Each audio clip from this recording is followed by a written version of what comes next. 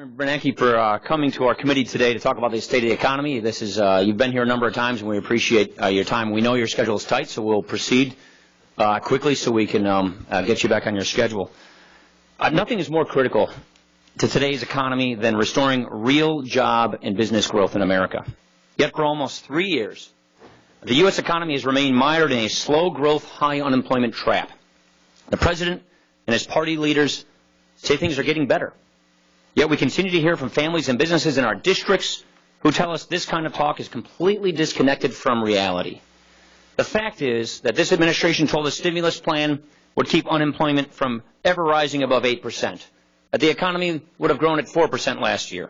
In reality, unemployment climbed as high as 10%, and today it stands at 8.5%. Worse, CBO confirmed just yesterday that it is projecting economic growth to remain sluggish and that the unemployment rate might hover near 9% through 2014.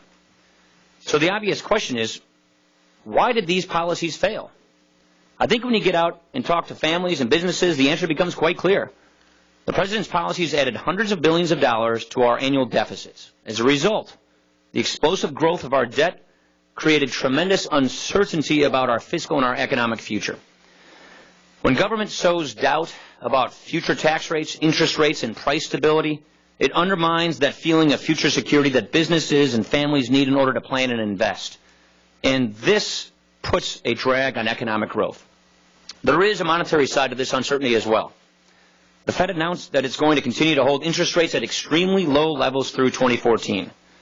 I think this policy runs the great risk of fueling asset bubbles, destabilizing prices, and eventually eroding the value of the dollar. The prospect of all three is adding to uncertainty and holding our economy back in many of our judgments. And I fear that normalizing monetary policy when the time comes will be incredibly difficult.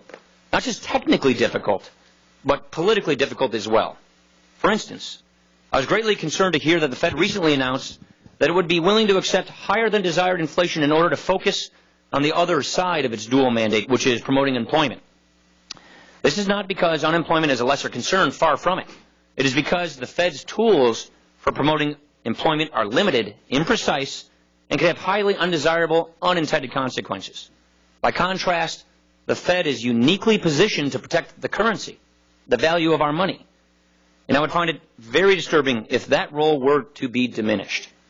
The inflation dynamic that can be quick to materialize and painful to eradicate once it takes hold. For the sake of our economy in particular, and the global recovery as a whole, it is vital that we focus on stability and certainty, especially when it comes to the value of the dollar. I firmly believe that a course correction here in Washington is sorely needed to help us get back on the right track.